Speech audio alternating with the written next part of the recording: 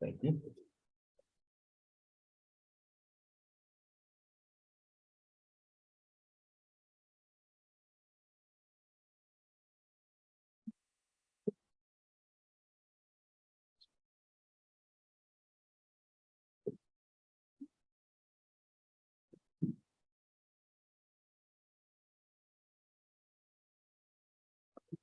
Working at work today.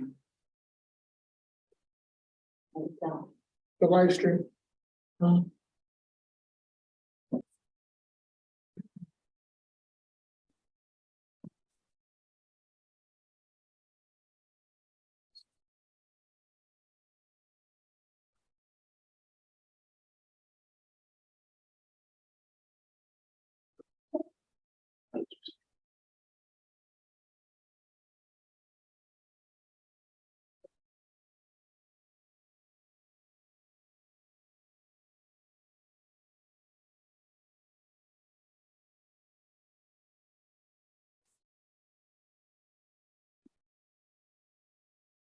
There it goes. Sometimes it just takes a second.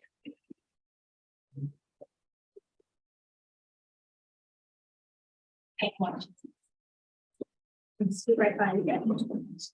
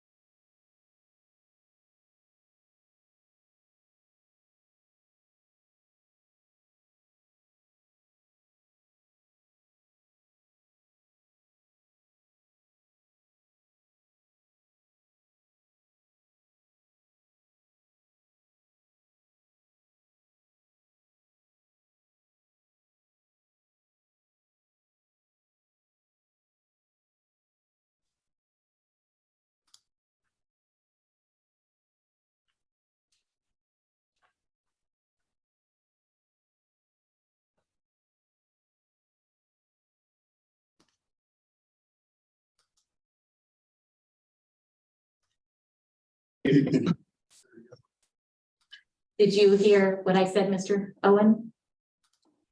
Sorry, I can hear you now. What? I said our report on closed session is that we gave instruction to our property negotiators. That's correct. And that's what we did. Okay, very good.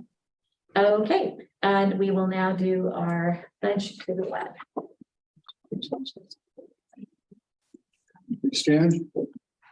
Over heart, ready to begin.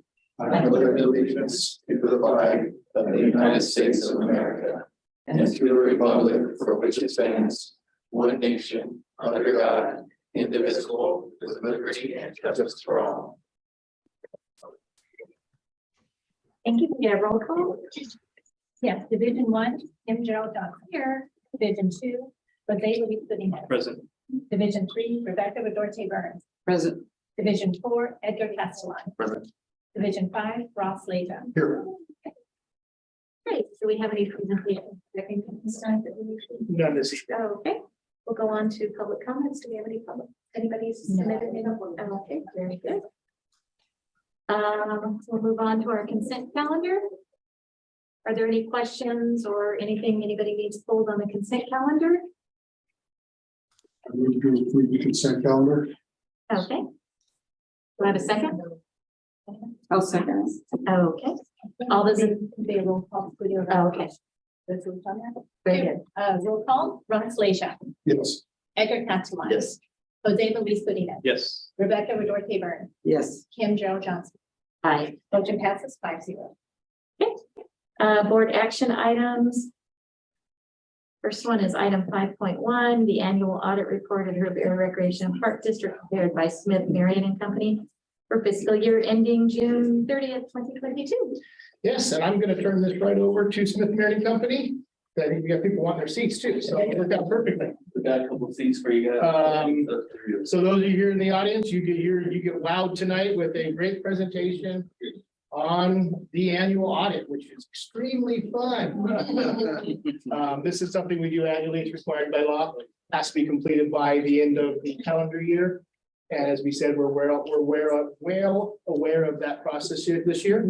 And so we have our representatives here from Smith Marion to give us an update. All right, well, thanks for having us, Kobe. Thanks for having us board. We're Smith Marion. We're a local firm. We're located in Redlands, California. We have a brother office out in Nashville. Well, they moved to Franklin, Tennessee now. So they're getting pretty big too. So our office out here in Redlands is about 30 people. And then Brentwood has about 10 now, somewhere around there. So we're not a huge firm, but we're not a 2-person firm. We've been working with Harupa every year that I've been here, and that's about 10 years. I know that it was before that too. So my name is Doug Engelhardt. I am the engagement partner on this job. I do a ton of districts. I do a lot of governmental work, housing authorities and government contracts. So Harupa is right up my alley. Working a lot with TRS, Rick Gallo, their fee accountants. He does a great job. They're very knowledgeable. They know the ins and outs of governmental accounting. So I'm going to be handing it over here to Joey. He just recently got his CPA license a month ago. Officially in September. Yeah. So he was my in charge on this job. He pretty much ran it and took care of the team. So I'll go ahead and let him take over the presentation. Thank you. And as Doug mentioned, I'm Joey Harding. So nice to meet you all. So for the audit of Harupa Area Recreation Park District, we're going to give you some summary level data just to talk about kind of what we found, what happened, and then we'll kind of give you some more information. So this is kind of just how our team structure was set up. At the top, you see Doug Engelhardt, and then I'm in there too. You can see me, Joey. We had several team members working on the job. Everybody was integral to the process. And so yeah, that was our team. So some of the services that we provide to Harupa as an audit firm is that we audit the financial statements which is balance sheet, income statement, etc. We prepared the financial statements for Aruba so that they're compliant with the generally accepted accounting principles, and the preparation of financial district report, which is coming up. So the audit is complete, the financial statements have been issued, and we're waiting for the financial transaction reports. Those are all due January 15th. They need to send all the login information so we can get logged in and get that stuff done, but we'll have it done before January 15th. And that's to the state. So this, yeah, that's state reporting. Yeah, so on the financial statements themselves, we issue an audit report, and the determination that we give an opinion on the statements on whether they're good or not. And so our opinion was that they were unmodified, which means in basic terms, it's just a clean opinion, a good opinion. We look at any issues that we had found in prior years, which were none. There was no issues in prior years that we had to follow up on. And additional things to communicate to you guys is that we discovered no instances of fraud or illegal activity, that we received full cooperation from management. As always, it's really easy to work with Loretta and Colby. There are no material audit adjustment entries. So nothing in these financial statements that we found that need to be changed or modified or adjusted. And no recommendations to management either. Normally we'll give out some recommendations to management. Hey, you could do this a little better. Hey, this is, somewhat needs attention, but we had nothing like that for Aruba. And this year, something important to point out is that we management implemented GASB 87, which is accounting standards on recording leases. So that's effective and present in the financial statements. Joey, could you explain GASB, just what it is for our board? I think you could give it. Yeah. Okay, so under US GAAP, so US GAAP is generally accepted accounting principles. So the financial statements, the note disclosures, everything that we prepare in the financial statements has a standard. Is a US GAAP.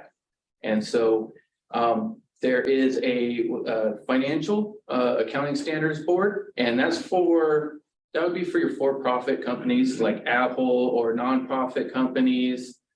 They follow a different standard with FASB.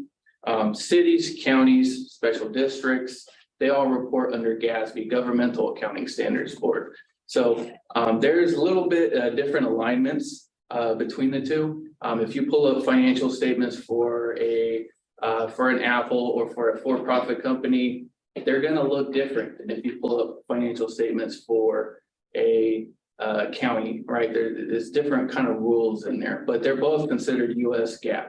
So if you're for-profit, you're following FASB. If you're a county, city, district, like Aruba, you're going to be following GASB standards.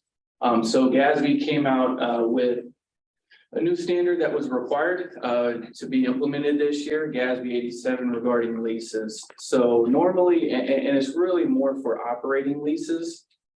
So normally when you have an operating lease, what happens is you would expense out your monthly payments just like rent.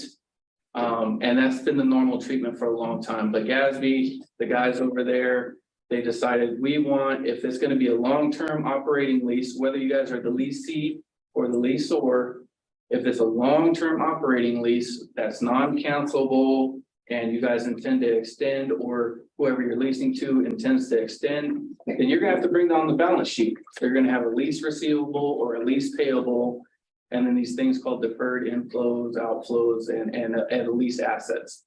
So Rick and Loretta and the accounting team here did a good job of pulling. There was a bunch of leases that we had to analyze and determine what's subject to GASB 87 that needed to be pulled into the balance sheet and what didn't qualify for GASB 87 treatment. So if you look at last year's financials to this year's financials, you'll see differences with, you'll see a lease receivable on there, leases payable, and these kind of things. And there's also note disclosures that go along with that. Okay? And I'll just go ahead and hop on next year.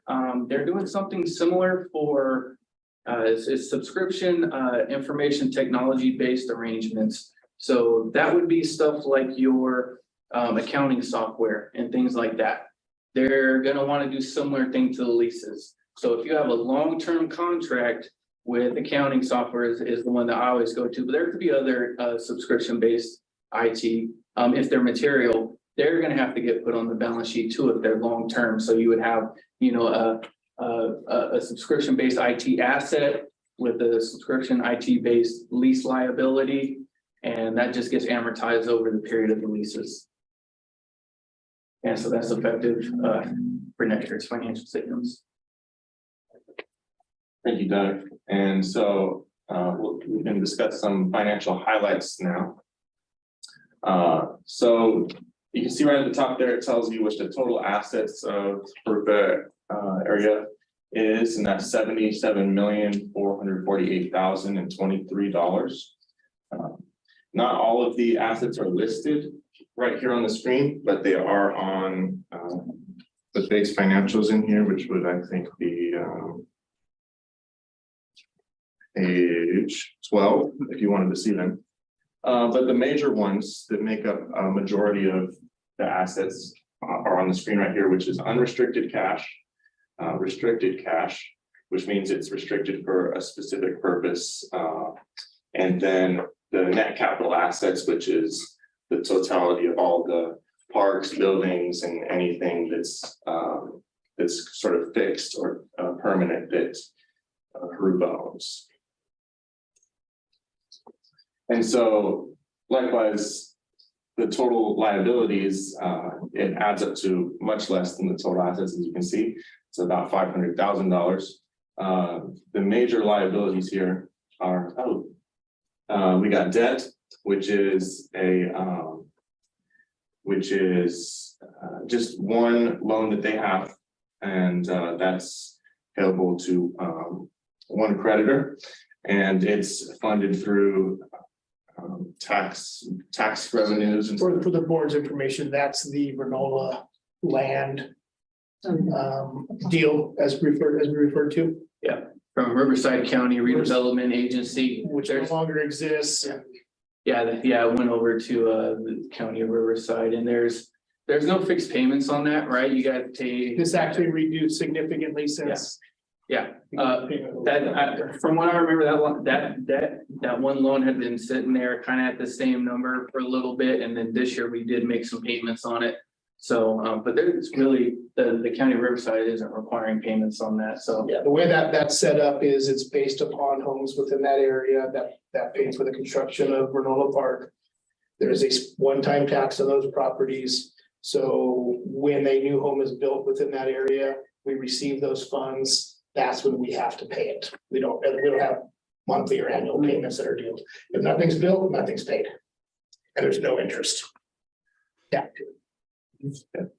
And so also moving forward, we have accounts payable and pension obligation. And so one thing to highlight here is, as you can see from the columns from last year and the current year, the pension obligation went down by a lot. And this is the liability of Harupa to pay out the pension. It went down, which is, is good. Because of how well the stock market was doing at the time that these were being evaluated. So They're gonna change. that's going to change in the next couple of years. When you look at these financial statements over the next couple of years, it's going to look different because the stock market has been doing pretty poorly. So we should expect that to go back up at some point. I'm sorry. Thank you. So we're going to talk about some of the major revenues now that Harupa has. A lot of it is really concentrated into the taxes and assessments that they receive, as well as these development impact fees.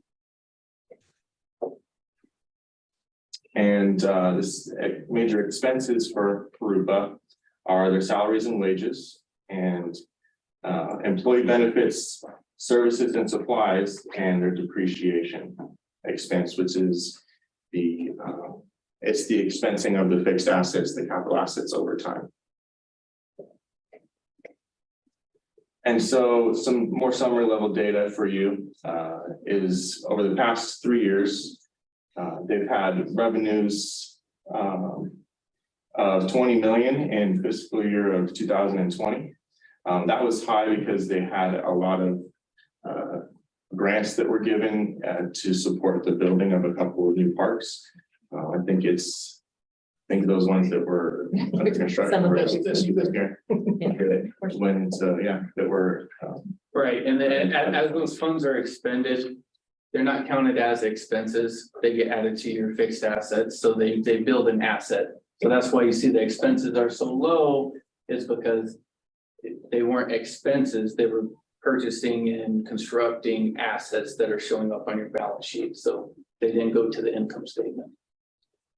and so that, for that reason, they were able to have high net income in fiscal year of 2020. In 21, we saw a drop off in revenue for that exact reason, that they didn't have any of those major construction contracts or grants coming in at the time. And likewise, in this year, it's the same. And so now we'll talk about our approach. So Jump a couple stairs. Did I go too far? I think you skipped a couple. Okay, that was right There there. you go, yeah. So we give the financial statement audit, which is kind of is what we've been discussing. We look at the numbers, we give an opinion on that. And we do the California Controller's Office report, which Doug kind of talked about earlier. And additional assistance is that we keep the district advised of any developments such as GASB, like we were talking about. These are some of the things that we do for Harupa. And the audit approach that we take is it involves a few stages. I can take this one for you. Yeah, okay. Yeah, it is a lot of busy stuff. Obviously, if you want a copy of this, Toby, you can print it out and give it to them. So, yeah, basically, when we start the audit, we're planning, all audits are based off of risk assessments. So we do a risk based approach to auditing. So we don't blanket test every single thing. We determine a material number, and we really start focusing on what are the big items for testing. We at our firm, we test cash 100%. We confirm all cash. So we make sure that's 100% tied down. Other things that we do, we look at the difference, what's being recorded as restricted versus unrestricted cash, your major assets, and then we focused in a lot on the fixed assets because it's so big on your balance sheet. So we're taking a look, and if there's construction going on and we see these assets building up, we're pulling invoices, we're testing those invoices, we're looking at construction contracts to make sure what's getting added to the financials are capitalizable, and that the amounts are lining up with the funds that are being expended. And then also you have to do depreciation on those assets, so you have to set useful lives. So if you have a computer, we're checking to make sure that you're not depreciating the computer for 30 years, because obviously you won't have that computer in 30 years. A computer is a 3 to 5 year depreciating asset, whereas a building is, it could be 30 to 40 years. I forget your exact categories, but buildings, we're looking to see that you're depreciating it over 40 years. So those expenses are matching kind of the time frame of when that asset's being used out. We do planning, we do the insurance conference with management. We let management know, and we send a request list to them. They send us the information that we requested to start testing. We do testing, any items that pop out during our testing. We go to management and say, this is unusual, can you help us? They get back to us really quick, but on this audit, very, very quick response rate, very knowledgeable. They're not like, oh, Not sure what that is. I never received that response from management here at Harupa. And we clear all our items. We start working on drafting the financial statements. We prepare the financial statements. We give them over to management to review because they are, at the end of the day, they are Harupa's financial statements. They are not our financial statements. We only issue the audit opinions. So we need management to review them and say, yes, this is correct. You know, we approve any adjustments that you guys made. We understand them. They'll sign off and then we can go in, sign off our audit report and issue the financials, and we have exit conference. And if there were any issues to discuss during that time, we would discuss them with management. So they kind of have so that we can get agreement that yes, there was an issue and maybe a game plan of how we'll take care of that issue going forward to next year. Because when we come in and audit next year, obviously we're going to want to see and test that area that we're having issues last year. So that's kind of, I guess, a long-winded summary of the approach. Yeah, so just at a glance, a little bit about our firm and what we do is we've been serving districts for 35 plus years. I think that's pretty close to just when the firm was started. Yeah. And California special districts we have at least 10 of those clients. They're kind of split between Doug here and one of our other partners, Kendra. We have several audit team members. We kind of, Doug gave the rundown of how many people are at our firm right now. We have several people working in audit, and then we're also split between tax and other accounting services.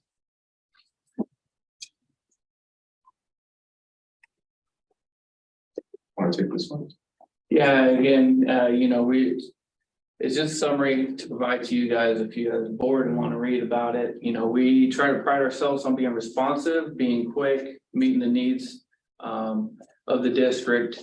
And so when we get emails from the district, we try to respond within 24 hours, make sure they're squared away, make sure we're meeting all the deadlines. We haven't had any issues that I can recall with the district on getting things done on time.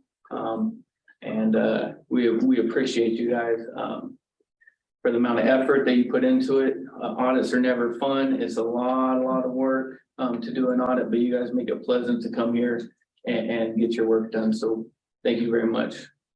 Are there any questions? Thank you for clearing up that whole lease thing, because that was a question of mine. Yes. Was, what was the new requirements for leases? But Yeah. that was interesting that those requirements were not there previously. Any other questions or comments? Examples of restricted cash or CFDs? Your restricted cash are the monies being brought in for the maintenance funds and for the CFD, the capital outlay funds. Yeah. Will those be the only ones? CFDs, the maintenance assessment district, and the development factories. And Yeah. What about unrestricted? If you turn to General page, fund. where's it at? This one? No. Where's the fund financials? The fund financials breaks it out for you. Okay, so page 16, when you get a chance, go review page 16 of the financial statements. And you'll see in about down halfway down the page, you'll see something called fund balances. Okay, and so it'll outline the different, equity classification. So that equity is tied to cash. Okay, so when you see those equity amounts, you kind of say, okay, that's what the cash is restricted for. So you have different columns. You have your general fund column, then you have your special revenue funds, the maintenance assessment district, and then the CFD, the community facilities district, and then your capital projects column there. So that'll give you an idea of where that's kind of restricted and where those monies are at. Okay. Thank you. Yep. Any other questions? Okay, gentlemen, thank you so much. Thank you for having us. Thank you, guys. And just one last time, thank you to the Joey and Doug and the team. And this is really Loretta's baby. She deals with it. She's been on top of it, audit week's coming up, and it was very smooth this year. So thank you very much for that. Our paperwork's always in order, so I appreciate that immensely. All right, Thank you. Thank you very much. thank you You guys. guys. Thank you. Have a good night. You too. Take care. I guess we need to make a motion on this. Yes. Okay. Okay, now the Vice President, I move that the Board of Directors accept and receive the annual audit report of the Group Area Recreation and Park District prepared by the firm of Smithberry and Company, and the management discussion and analysis letter for the fiscal year ending June 30th, 2022. I second that motion. All those in favor, or do you want to have a roll call on it? No? Okay, all those in favor? Aye. All those opposed? Motion passes 5-0. Okay, item 5.2, discussion possible action regarding employee benefits for 2022. Yes, this is an informational item for the board, and we're assuming you are gonna accept them, but every year this is something we bring forward to the board. We it's part of our employee benefit package, are always getting updates on our rates and stuff here. So I'm gonna turn this over to Rebecca, that's Loretta. To go over our Kaiser rate, our Humana, which is dental, and our vision, which is VSP. Every year, Loretta budgeted for the worst. We typically budget about a 10% increase.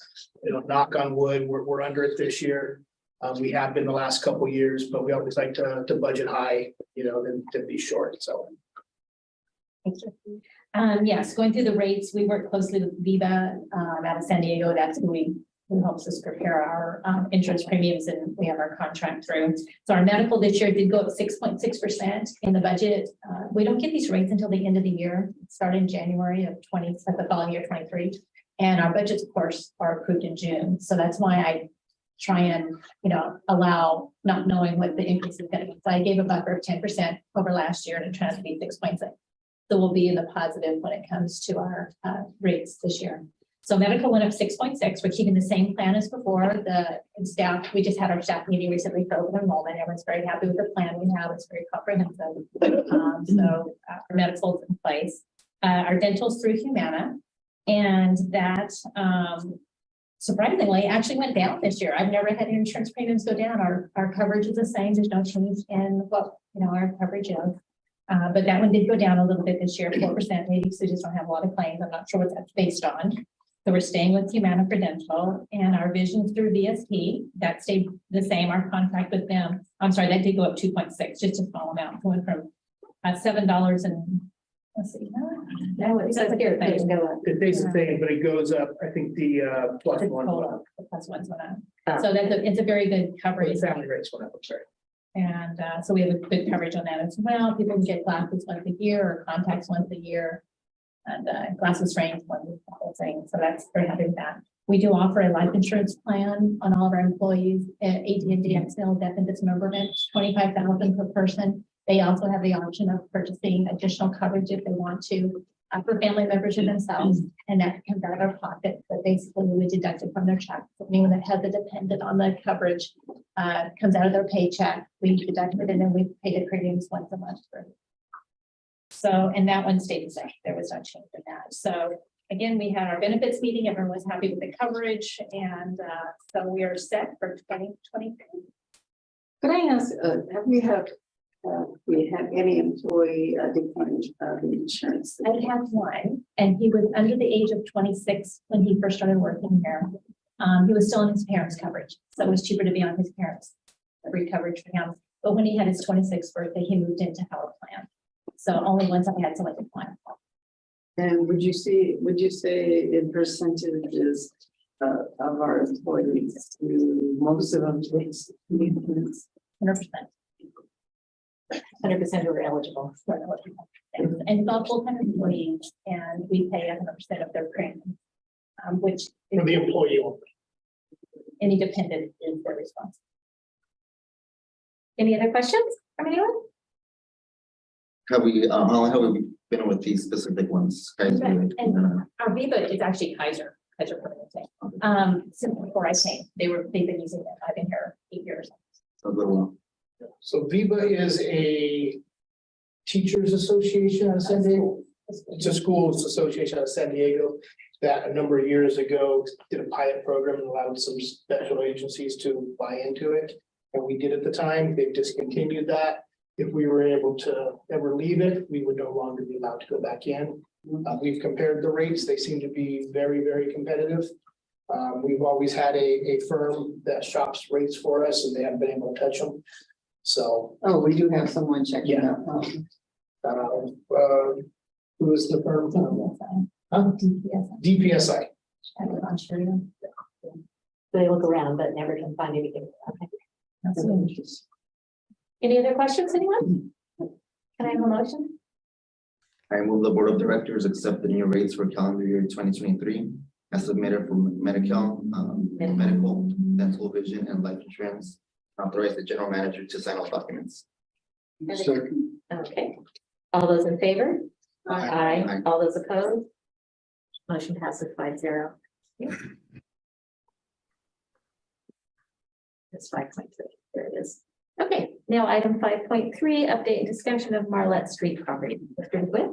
Yes, this is a item Director Leisha requested we come back because of the public input we're receiving, and I'm assuming that's why everybody is here. It wasn't for the audit statement for some reason. I just don't know why. I was here for the audit. Okay. You can head out if you want. A couple years back, the board of directors placed a high priority on land acquisition in underserved communities of the district. And the four primary areas that were targeted were Mira Loma, Rubidoux, Indian Hills, and Harupa Hills. There's also certain portions of Glen Avon that by definition are Park 4. So with that, I've had the ongoing job of looking to see if there's any land available. This property that we're talking about on Marlette Street has been owned by the Santa River Water Company for decades. Back in the 90s and even into early 2000s, it was under a use agreement with Harupa National Little League. And they built 2 baseball fields out there over the years. Can't figure out exactly when, but early 2000, about 3-4. From Google Earth photos and stuff, you can tell when the fields stopped being used. And they've sat and the property's deteriorated since then. The district has reached out over the years about acquiring the land. And really, the district was never truly in a financial situation to either acquire it and or build it. We have reached out recently. And to go back, I did reach out in early 2000 about the possibility of something because sorry. Early 2020. Did I say 20. 2020. Because of the Prop 68 grant funds that were out there. About the possibility of getting some sort of lease or purchase agreement in place if grant funds were made available to us. We received no response. We were unable to apply for grant funds for that property. Which is too bad because I think it probably would have qualified. Fast forward to earlier this year, reached out to the new general manager at Santa River Water Company and received a response. And we've had some back and forth discussions and it's brought interest from the public, obviously here. So where we're at right now is we are still in land negotiation with the Santa River Water Company. We really we're not going to discuss any terms or anything that we're talking about, because that's kind of like a poker game. You're not going to show your cards.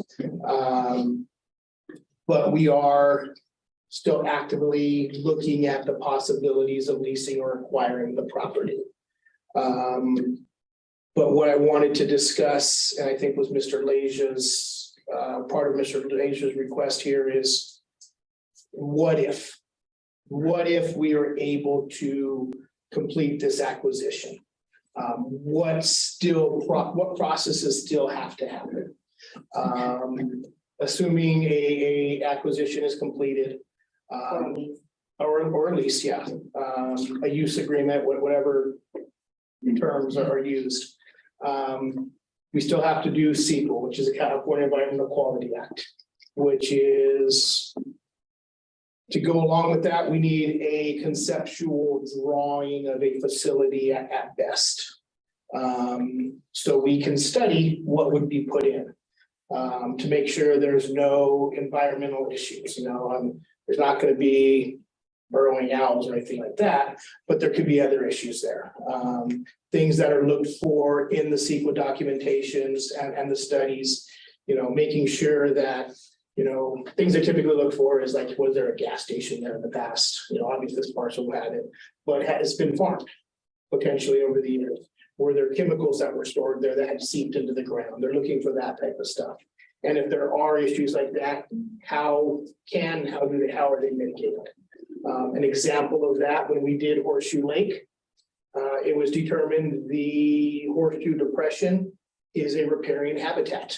So that's why the design had to be changed there. We had walking paths going through the basin. Those had to be removed. We had to study and search for my friend, the fairy shrimp, which was a very, very costly process and is a very time-consuming process.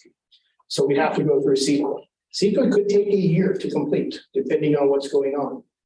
The other things that are also included in CEQA are traffic studies, noise studies, and something that was included new in 2018 or 19 is we now have to, in the design, figure out how much, not just traffic would be coming, but how many workers would be coming on a regular basis to build the facility, how much, diesel fuel or something they would be using, because we're looking at the carbon footprints. You have to look at all that and how you mitigate for those types of things. So it's a very in-depth, detailed process. It's not a rubber stamp type situation. It requires public notices. CEQA documents are prepared. They have to be available for public review. Ultimately, the board would have to adopt them. We send them off to the county to be officially recorded. So it's a time-consuming process in it. We did refer back to at least a conceptual design at first that would have to be prepared for to get an idea what would be held there. Part of that would require us hiring a certified landscape architect. Within that contract, there's most likely going to be also a civil engineer for grading. Access points from the road all have to be looked at. CEQA consultant would most likely be within this contract. And other numbers, electrical engineers, irrigation architects are part of these contracts. But also part of that is public outreach. We're not just gonna design a park based on the 5 of the board members. You would want to seek input from the public. I can say in the discussions with the Santa Ana River Water Company, their number one concern is how much water are you going to use? We have no idea. That's the problem. Until we come up with a conceptual drawing, then from there we can take, engineers' estimates and start figuring out water calculations. So we know how much water pressure we need. We know there's already a 2-inch water line on site, which is good because that saves us a lot of money in having it installed, as well as paying capacity fees, which are upfront fees for overall land or overall water acquisition. So that's their biggest concern. The nice thing is we're in a drought. I don't want to say that that's a good thing, but because of that, and not just this agency, but park and rec agencies across the state are re-looking at how they are building facilities. Go look at Wineville Park in Sky Country. It is 5 acres of grass and a playground in the middle of it. One of the most inefficient designs available. If you look around here at the pictures on the wall, Riverbend Park right here behind the board is a great example of there's open turf, but there's lots of plant material, lots of walking paths. The plant materials all drought tolerant, California native plants and stuff along those lines. The grass is a hybrid Bermuda, and we allow it to go dormant during the winter months. We don't overseed with a perennial or a rye or something like that. So we're not watering 12 months a year. Those are things that the board's already adopted and we're doing in all of our new construction. It's basically the industry standard now. So you're not just gonna see a plot of grass with a ball field in the middle, a playground and call it good. That doesn't happen anymore. But that's still a major concern of theirs. One of the unique things about this property is on the west side of Marlette, up on the hill, there's a 1 million gallon water tank. The only reason the water district owns this land is by law, in case of an emergency, that they ever had to drain that tank, they need a place to discharge it. And that's what this land is for. If you actually look at the old, you can still see on Google Earth, the old baseball field, it'd be the senior field. It sits about 24 inches lower than the rest of the property. It's because that's the spillway for it. Just across Marlette, you can see where the air gap is that comes out to allow for that. We would have to keep that same capacity in whatever design we came up with, assuming that we get to that state. We're waiting for their engineer to provide us that cubic acreage that is needed right now as part of our negotiations. They have not had to emergency drain their tank in a very long time. The only time that would ever have to happen is if there was a contamination. And frankly, if there's contamination of the water, the least of the worries is going to be draining the tank. Yeah. But if they ever have to take it down for maintenance, essentially they would just turn their pumps off. The residents would use water, unknowing to them, when it gets down to a certain level. That's when they would do their maintenance. They don't want to just dump that water. They would use it. So the chances of ever needing the spillway are few and far between, but we have to plan for worst case scenario. So that's a requirement that goes into this facility. Because of that, it basically, they allow the water to percolate back into the ground table. One of their requests, and honestly, we most likely wouldn't install it anyways because of the size of the facility, is no public restrooms. As you're well aware, there's no sewer system in there. It would be a septic system. They don't want that seeping as part of this. Other than that, those are kind of the restrictions that have been presented or concerns that have been presented to the district so far. So back to kind of a timeline, we would have to do public outreach and design, a CEQA process. Going through, we're not forced to a timeline like we were with Horseshoe Lake because of grant funds. We proceeded at risk with our final drawings on the park, assuming there was going to be no issues that came out of CEQA. We had a couple issues that arose that we had to go back and redesign some things on the park that ended up costing us a little bit of extra money and design fees. We probably wouldn't proceed that way because we're not stuck to a timeline at this point. Once CEQA is complete, when we have a completed set of documents, assuming the board was ready to go to bid, we have to complete construction documents. Step back 1 second. One step here is I have looked at the zoning of the land, and the way it's zoned is a public park is permitted. So there would be no planning, city planning permits needed for a park like we had to do at Horseshoe Lake. Horseshoe Lake did not allow for a park without a basically a public use permit being issued. We wouldn't have those issues here. But we would have to have building and safety review of the facility. The assumption is some sort of shade structure would be installed. Some sort of playground structure is going to be installed. Walkway lighting, those things are subject to building and safety review and building and safety permits. There's timelines associated with that. Things the district would take into consideration not just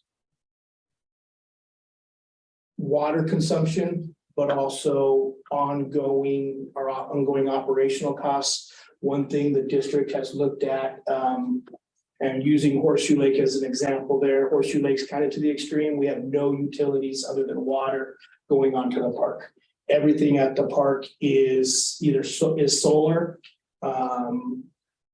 being for the electricity. We have water, we have no natural gas, not that we would have at this facility either.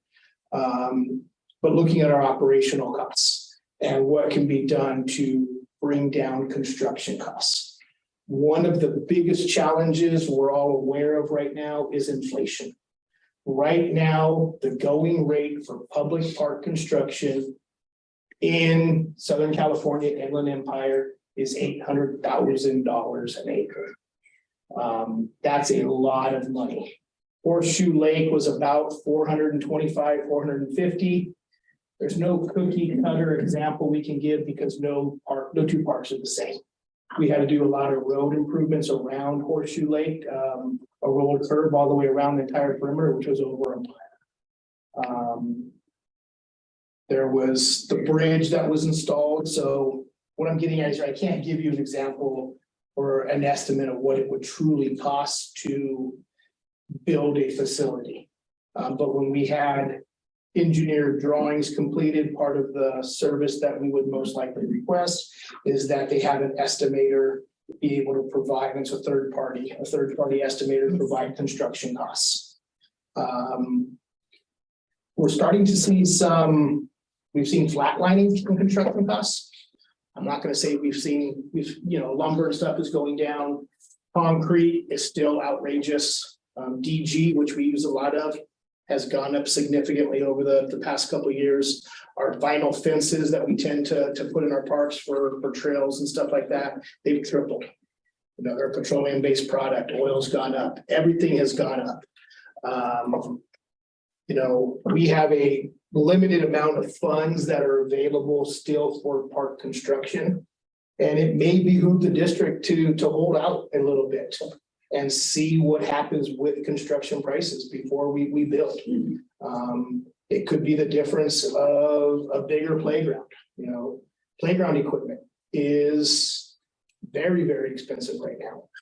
And one of the things that in my opinion is fueling these elevated prices beyond the pandemic and the supply chain challenges is the Prop 68 money, as I referred to earlier tonight. There's $350 million recently allocated out of a total. It was close to $2.5 or $3 billion, the largest ever state park bond act that was passed. There's more parks being built in California right now than ever before in history. Every licensed landscape contractor is building parks right now. They don't need work, so they're bidding high, plain and simple. But that's going to end in a couple of years. As these parks have to be completed by. There was 3 rounds of grants that were given. I think the last round has to be spent by 2025. Now, there's probably a good chance the state legislature is going to give some extensions because of the pandemic that, people couldn't get stuff together. They weren't working, they weren't able to bid. I don't want to assume that, but it's something to take into consideration as well. Beyond that, there's just a simple bid process. The bid process alone takes about 3 months for a public bid. By the time you publicly notice it, you have the public meetings, you have the 30-day open bid period for the contractors. The district receives them. We then have to review them. You have to vest all the contractors, and it comes for award. And then assuming that you award it, you still have, it could be another 60 to 90 days before the contractor is even able to start. A project of this size is about a 9-month build time. And then we have a 90-day maintenance period on all of our new construction. So the example, you guys heard me talk about Shadow Rock Park. Shadow Rock Park is 99% complete. We're in our maintenance period. And so it's basically a beautiful park that's sitting there, not being used because we have to allow the grass to assure that it's established right. Allows the plant material to establish before people get on it. Just like at home, you don't throw down seed and then you're walking on it right away. You want to make sure it's established there. And that's also what qualifies. We get warranty on all of our development. Typically a year, parts and labor, 3 years on materials, certain materials, playgrounds and stuff like that carry different warranties, just like your home would. Ideal situation, all the stars and moon aligned, it's a 2-year process. And that is not taking a break, no issues arise, everything runs perfectly. The reality is that doesn't happen. But that's kind of where we're at right now. So I'll make sure I hit on everything here we were talking about. Oh, and then the other question that was brought up is ongoing maintenance. Ongoing maintenance is another large concern. It's really easier for the district to come up with construction money than it is the ongoing maintenance money. Because that's in perpetuity. Comparing this facility, the closest facility we have to it is Limonite Meadows in size. Limonite Meadows is about 3.5 acres. This is ballpark 2.7 acres. How much of that's actually would be usable and stuff? It's going to be slightly smaller than that. Limonite Meadows, while it's close in size, is not the greatest example to give because if you look at it, it's an older park. It's literally 3.5 acres of grass, has a walkway through it and a small playground. It's not the one with the, well. It has a well on it. But the waters, we don't save any money because of that. Okay. The other thing we have to take consideration is we've talked about plant material. We're using lots and lots of plant material. It saves us in water. The drought tolerant plant material saves us in water. It costs us a lot more in labor. I can mow and water a square foot of grass for about 37 cents a square foot for a year. It costs me about 68 to 75 cents a square foot for plant material. So almost double, just because it's labor intensive. The plant materials have to be, they get trimmed. They collect a lot of trash. It requires a lot of labor to clean them and maintain them. As for we can water it and we can drive a lawnmower over at 25 miles an hour as fast as possible to mow it. So while the plant material saves us water, it costs us more in labor in the long run. Coming down to it, we budget about $54,000 a year for Limonite Meadows, which includes maintenance staff, checking it every day. That's our landscape maintenance contract, water, power. It's also insurance overhead that's built into that budget. So it's safe to assume that's a decent starting point for ongoing operational costs. This park would qualify if it were to be built that would fall under CFD 2016-1. As the board is aware, that is a district-wide CFD that new construction, all new commercial construction, we automatically have the developer annex into that CFD. And most, and kind of general terms here, new homes that do not have a park already associated with it, annexed into this CFD as well. So Shadow Rock development that's being built right now has 3 new parks. They have a standalone CFD for the maintenance of these parks. And I say most because the example I would use would be Sage development down the road here on Arupa Road. It was 25 homes. It was a plan that was approved by the county umpteen years ago and has a small park associated with it. That's in 16-1. The reason for something like that is we never could have built a CFD for the maintenance of Sage Park for those 25 homes that would have been affordable to the residents. It would have been almost $2,000 a year for those residents. So the new development, the best example is the new Hobbs development up the road here at Galena and Mission. Yeah, Hobbs, this is Mendocino and that is Hudson or vice versa. And there's one off of Oh, I know what you're talking Bill, about. Rutile, not Rutile, over by Headley Elementary School. I'm forgetting. Isn't that Hudson? I think that one says, yeah. Those were ones that are annexed into 2016-1. At the last board meeting, we had the resolution of intent for that new commercial industrial building, basically the last plot of land within the Mira Loma Space Center. That goes into 2016-1. So in a nutshell, any new park that we build after 2016 could qualify to be funded by 16-1. There's appears to be funds available that would be available for the maintenance of a facility like this. And I say appear because as the board is aware, we're on annexation 36 right now. But of those 36 annexations, not all of them have been built and or completed yet. There's a number of developers that have already annexed into that CFD, but have not built yet. There's for various reasons. Some of them are commercial, some of them are industrial. Some of them are residential. I don't know why they have or have not built. And I don't want to put the cart before the horse and say the money is there.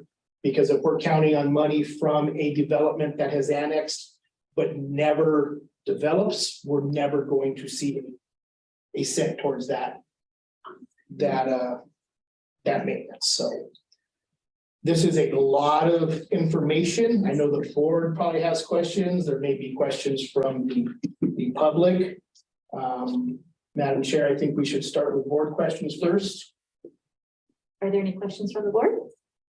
No, I think I'll give it to the audience. I have a lot, but I need to, I think, discover a little bit more information for myself before I enter. So perhaps they have more information.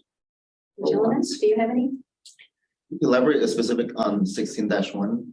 What specific was that? Sorry? 16-1. Yes, Can you elaborate a little more on which one that is? so that's our district-wide CFD. Okay. So some examples of projects that are in it. Down Group Road here is Sage Park, the Sage development. Appaloosa Springs, the new one that's being developed on Clay. They're calling it Idlewood and Rose Bay or something. Bayberry. Bayberry and Rosewood, there we go. That's in 16-1, there's not a park associated with it. Public park. Yes, public park, there's HOA parks. Agua Monza, the warehouses going in at Agua Monza right now are 16-1. The new Amazon building, not new anymore, it's been open for a couple of years here on Etowanda and the 63 way. That's 16-1. There's 36 of them. Those are some of the bigger ones that I think, The little one on Hurba Road, Quarry. Quarry is one, and then So- 16-1. so Quarry, which is on Armstrong, was the original formation, which is on Armstrong north of the 60 freeway there. That was the original formation. And then, but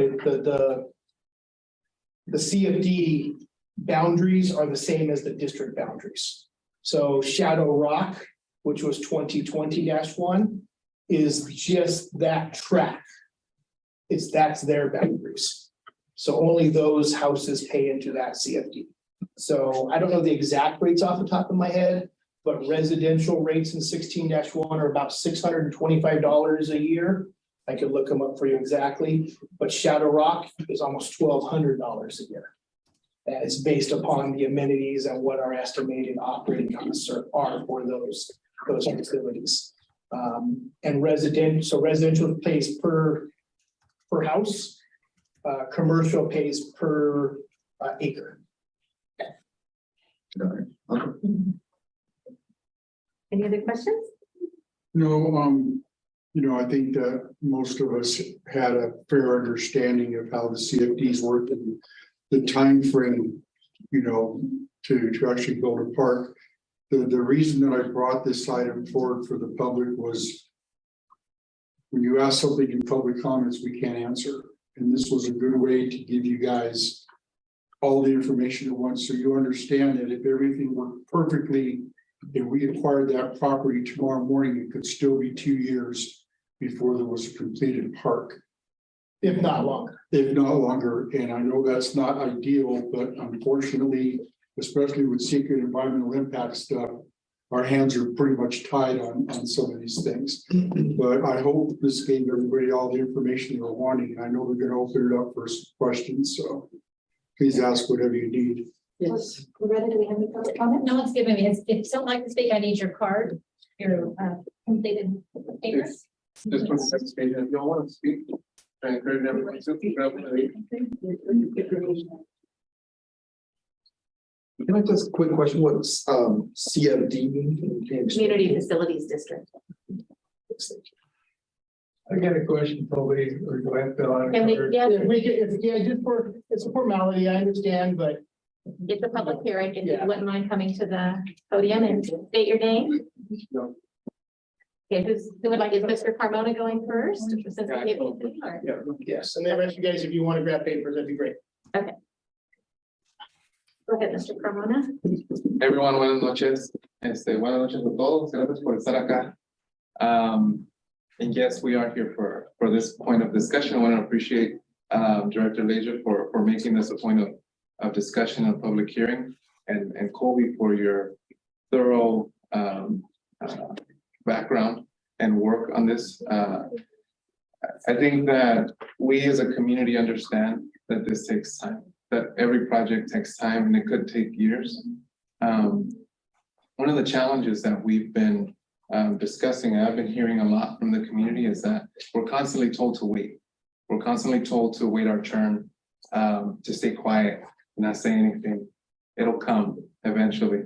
And, frankly, we're tired of that. And that's why we're here, respectfully. We've been here consistently, respectfully, engaging you all, asking for something very basic, right, which is a park in our community. We have kids that are growing up with no space near their community to go play or to congregate. When I was a kid, we would get, and I was reflecting on this morning, we would gather outside of Circle K and on our bikes, and looking back, I was like, oh, it's because we didn't have a park to go to. And so I think it's important.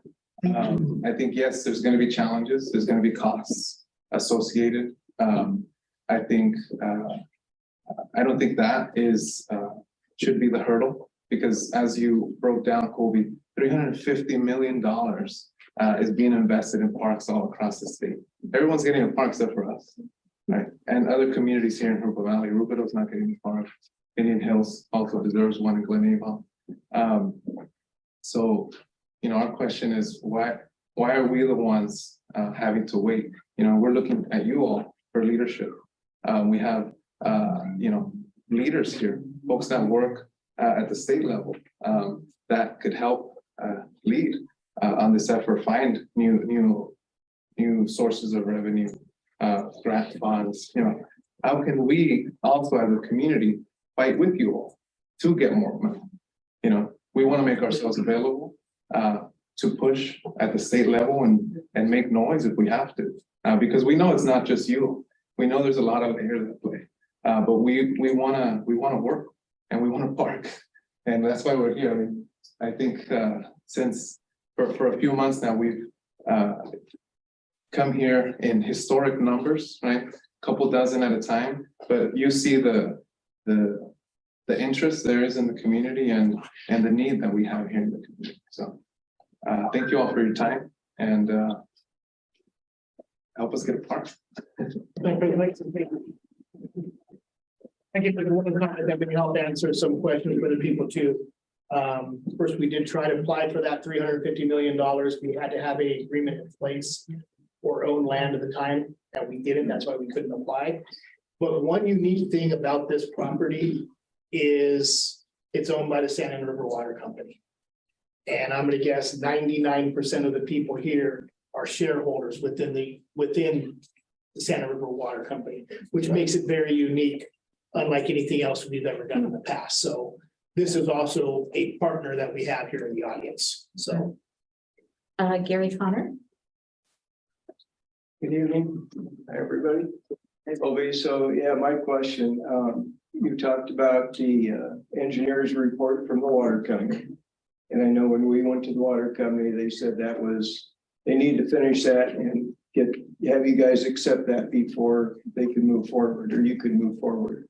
So there was a lot of info put out. So you get that engineer's report, and if you accept that, then the next step would be negotiating a lease, or would it be environmental impact, or what would determine whether you go ahead with the park? Would it, after you get that engineer's report, or is that crucial in your decision making? the engineer's report is crucial in the fact that it tells us how much area has to be reserved for the retention.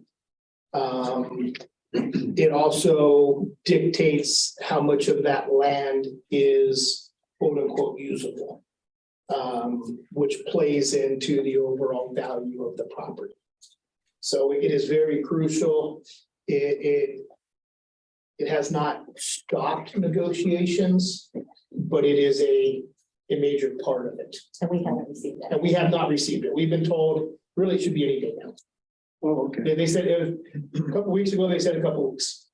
So So if you get it and you say, okay, this looks okay to us, then what would be the next step? Just curious. it's completing the negotiations. Okay, lease, how long a lease, or, Yeah, that was part of our closed session. okay, That was this evening. You said there's no reportable action. They gave me guidance on different avenues to explore. okay, And we will be meeting with the water company and discussing those. okay. So I wish I had it. It's not like it's a home purchase where you bounce paperwork back and forth, you agree, you're in a 30-day escrow. I can't make a binding decision without the board's approval. Their general manager can't make a binding decision without their board approval. We only meet twice a month. I believe the water district only meets once a month. Yeah. You throw the holidays into it coming up here, you know. So if that went forward, then would the environmental or CEQA come after that? I'm just trying to get a timeline of events here for figure out Yeah, what they're. the reality is we would have to do some public outreach to establish conceptually Okay, a design so we can do the sequel on it. We can't do sequel on just a blank piece of property because if we wanted to install restroom, I'm just saying, even though we wouldn't do that, that triggers a different environmental stuff. Okay. all right, thank you very much.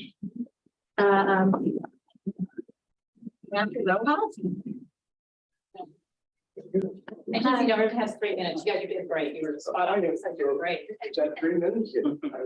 Okay, thank you. Hi, my name is Samantha. I'm 18. I lived in Maryland for my whole life. I grew up there and I have 3 younger siblings and we still haven't had a park. We're here again because we've been waiting for a park for a long time and we have to drive to go to a park. And parks have been built around us. For example, that new community by Del Sol Academy, the school, they got a new park. That it's around us, but it's not in our community. We haven't had a park that we can go to that in our community. It's important because in our community, we have a lot of children. And I feel like in Mariloma specifically, nothing gets brought in. There's no changes. And bringing in a park is going to bring a change to the community. It's going to bring something that is going to show there's interest in it. And bringing that park is going to bring in communities together and it's going to show that there is care for the community. And like I said, we've been waiting and there's parks that we have to go to.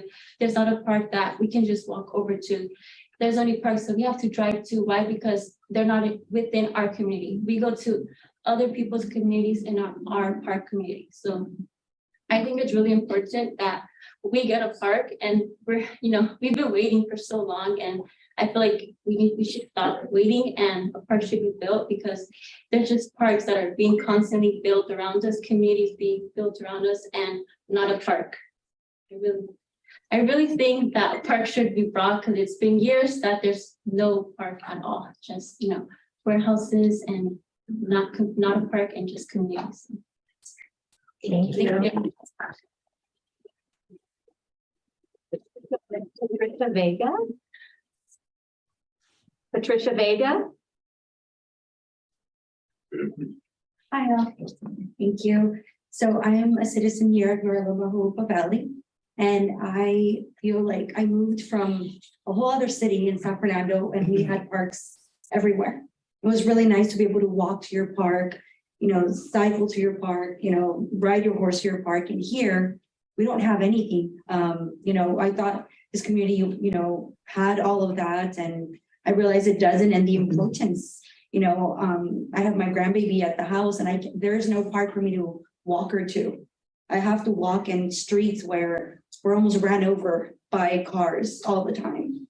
So I feel it's so important for us to have, it's like a unity. It speaks for who we are and what we are as a city. And it's very important for us to have a park and somewhere for our, all of our residents to unite and be able to have, those walks, be able to, walk our dog, be able to have our barbecues, whatever it is, a park is just an essence, of a city, and we should definitely have one. So, thank you. Uriel de la Torre. Good evening, everybody, Madam President, and thank you very much for having us here. I've learned a lot from coming to this board meeting. My first time. I want to thank Armando for organizing this and pretty much letting us know what's going on here. I've been a resident of Mira Loma for the last 12 years. I brought my twin daughters here. They've never experienced a park close to their neighborhood. Mira Loma is an equestrian center, equestrian community. As a suggestion or an idea about utilizing the entire property or land, maybe an equestrian ring, to be able to dump that water in there, to be able to utilize the entire land. I mean, just a suggestion, if that could be done. But I understand that there's money issues involved with this, public notices have to go out, and we understand about the time issues. And I'm glad that, again, that I was here and I understood, I took my notes. But we're gonna be on you guys, to hopefully help you guys, like Armando said. I mean, you can count with us to help you guys out. It's to the benefit of our future, our kids. So again, thank you very much. And it'll be another asset to the city. That's what I learned from the two gentlemen that were here. So it could be another asset to the city here. So I thank you very much for your time, and thank you for allowing the public to speak here. Thank you very much. Okay. Anything else? Anyone? Board? Anybody else? Comments? Well, no, I would like to make a comment. That was the first thing I noticed was the children, and I thought it's so wonderful to start them young. And you are pulling at our strings. So know that as part of the 5 here, that you've done a good job, and we've listened to you. So I don't mean to speak to you on everybody's behalf, but I know, just knowing each individual, that you've reached us. So thank you. Thank you, Madam President. If I could share just one piece of information, Mr. Owen, our attorney, wanted me to just clarify. The CFD 2016-1, the CFD funds, those can only be used for maintenance. They can't be used for construction. And vice versa, the development impact fees that new development pays can only be built for new construction. They can't be used for maintenance. So those were the example of restricted funds that were brought up during the audit. Thank you very much. If I can just make one other quick comment. As things progress and hopefully we can acquire the land, when it comes past that point, as we did with Horseshoe Lake, we will call on all of you to give your input on what you think this park should be and what amenities it should have. So that will be in the future, but I can pretty much guarantee you there will be a community meeting when it gets to that point. Okay, so don't feel like you're gonna get left out of putting your input into that. Okay. And to elaborate on Mr. Leish's comment there, and I didn't discuss it. When we built Horseshoe Lake Park, the process was an initial public meeting where the landscape architect that the district has retained essentially runs the meeting for us. And it's an interactive process. And I've seen where they take up, there's magazines for landscape architects, and they have pictures of all kinds of amenities. They lay it on tables. Groups kind of design a park, and they're cutting pictures and, making stuff. From that, they're presented and the group looks at different ideas. And then the landscape architect comes back a month or two later with a couple of conceptual drawings based upon that. From that, the group then comments and the board comments and gives a more defined vision for the facility. And the hope is that the third meeting, we have a single conceptual drawing that has everybody's input. Now, that doesn't mean it's set in stone at that point, but that should give us enough information for the CEQA documentation. But even that process alone could take another couple of months. These drawings don't just get whipped out overnight type of deal. But that's the type of outreach that I refer to with the architect. Thank you very much. And one last thing, if I could just tell, I'm sorry. If you go to our website and you click under the About tab and more. Real quick, if you just go down on this homepage here, where it says subscribe, put your email in, and you'll get updates of all of our meetings, and you'll know when this comes back up. So please do that. What's the website address? I'm sorry. JARPD.org. If you guys download the app, the JARPD Connect app, that's the easiest way to get to our website. As soon as you open the app, it says website right there. You just one touch and you're there. You don't have to do a lot of search, and you can do it from your phone. So I would highly recommend you guys download that. It'll help you guys keep informed about what's going on. Sorry, I didn't mean to. That's right. I'm sorry, I'm not quite sure how to pronounce your name and I don't want to butcher it. Yesenia. Okay, thank you. Yesenia. And I'm gonna get red and I'm really nervous. I don't speak, so. I just wanted to say how I feel. It sounded to me as if you were giving a lot of excuses. I know you were trying to explain to us the process, but it seemed to me as if you were trying to convince us to not be asking for a park. I get it. There is a process. I remember a couple of maybe 3 months ago, you talked to us outside and you said it would be about 18 months. I'm really nervous. Negotiation should have started around that time. And we always hear, well, it's still in negotiation. It's still in negotiation. And then you also said that you've been looking into that property since 2001, and that you couldn't get an appointment with them when we went and got in right away. So I'm just tired, I guess, of hearing excuses from here, from City Hall. And I just want to hear, we're moving forward. Negotiations are coming in. We have a meeting on so date. We would like to hear more of that. And it's not just me, the community is tired and we would love a park for our kids close by.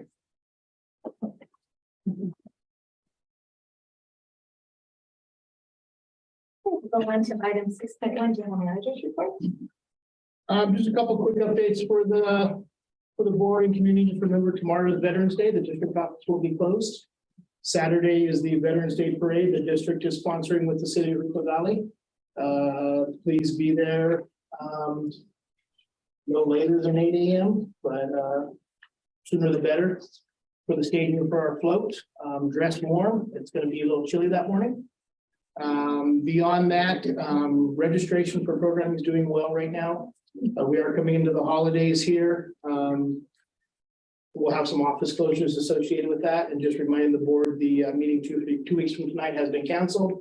Because I think we'll all be taking a nap after a big turkey dinner. So beyond that, I think that'll conclude my general manager report this evening. Okay, thank you. Board comments. I just want to say that Spooktacular was great, and Bumblebee Grandma stole all of our hearts. You missed Bumblebee Grandma. You missed a really wonderful evening. She was the adult person who got the cutest award, and she was so delighted and happy when she got the award, and she was getting pictures taken. Her daughter's taking her pictures, and she's holding out her medal. And anyway, usually it's the little kids that steal our hearts, but this year the judges' hearts were stolen by Bumblebee Grandma.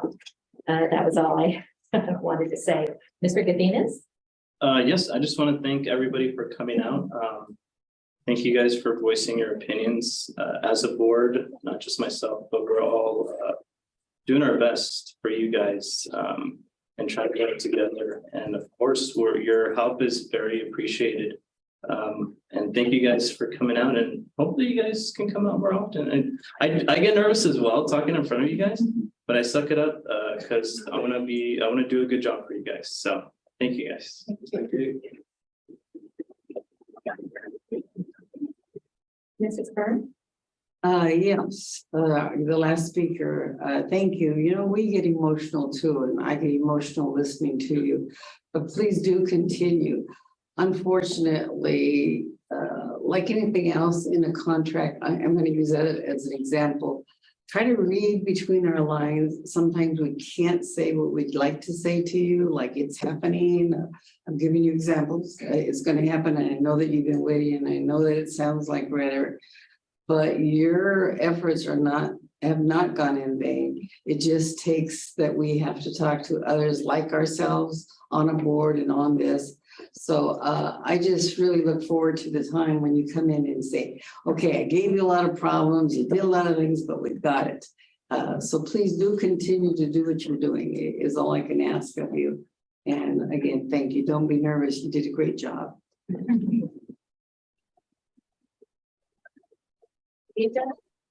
Yeah, I too had a great time. It's spectacular. It was fun to judge. The hardest part is the first group that gets judged are the smallest children. And you just want to give an award to every one of them because they're all damn cute, believe me. So, but yes, Bumblebee Grandma did steal our heart, and that was a lot of fun. Very, very good event. I'm looking forward to the Veterans Parade. As you all know, I have some things going on in my life, but my wife, who's in the hospital, told me, I want you to go, so go and have a good time. So I will be there for that. And I'm very happy to see that this many people came out. This was, the intention. We asked to have it on the agenda so we could all speak openly and everybody could get the same information at the same time. And I would encourage you all to download that app, continue to check the websites. So you guys won't miss anything that's happening and going on. And again, I appreciate all of you coming out and enforce like this. It's great. Thank you. Mr. Castellan? Yeah, thank you, staff. Great event, spectacular. It was a great turnout. Yeah, and the costume contest went well. I really enjoyed being a judge this year again. So looking forward to next year and looking forward to the parade on Saturday. So to our audience members, thank you again for coming. It's very important. I think you all are seeing the impact that you're all making as this project moves ahead. And I think, I really hope that we foster a relationship between the board, the district staff, and you all, in terms of, having transparency and access. So, I really, also encourage you to keep coming to, the meetings, but not just that, but also, feel free to reach out to any of the board members, right? It's not just staff, but it's also us here, so I'm happy to, exchange information with anyone here.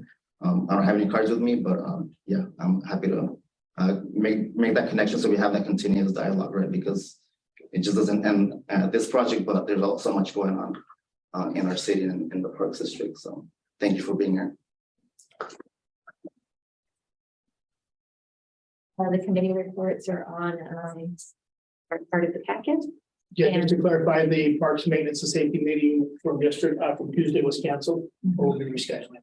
Right. And That's it. We just have our the 24th meeting was canceled. right, and so our next meeting will be December 8th.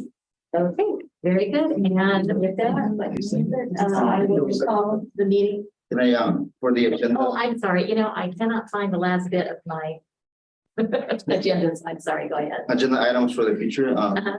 We had a very productive meeting last board meeting afterwards with some of the residents and staff. I want to see maybe we can look for discuss about probably doing a separate workshop independent of the meeting to kind of, because I know the residents have a lot of questions, right? Not just about the Marlac property, but about a bunch of other stuff happening within the district. So I want to see if we can bring that up as an item. Okay, We just need more. We can't just have an open blanket meeting. We would need specific topics. That's all. And I think we can discuss that, right? Yeah, if you want to give me a call, or so we can look at. And I can tell you some other stuff that we've been working on behind the scenes too for informational. I think he's also wanting it on our agenda so we can. Correct. Yes. I think I know what he's talking about. We'll talk. Any other items for the agenda? That's it. Okay. Very good. So now I will call the meeting closed at 7:58. Thank you all very much. Thank you, Bob. Oh, by the way, you guys, on that, when you go to the website, every one of our emails is listed on the website. So if you didn't want to email anybody direct, all of our email addresses are on the website. Making sure. If you guys want, Loretta's gonna grab some business cards, have the QR code on it to download the app. I got some right here, sir. I got some right there.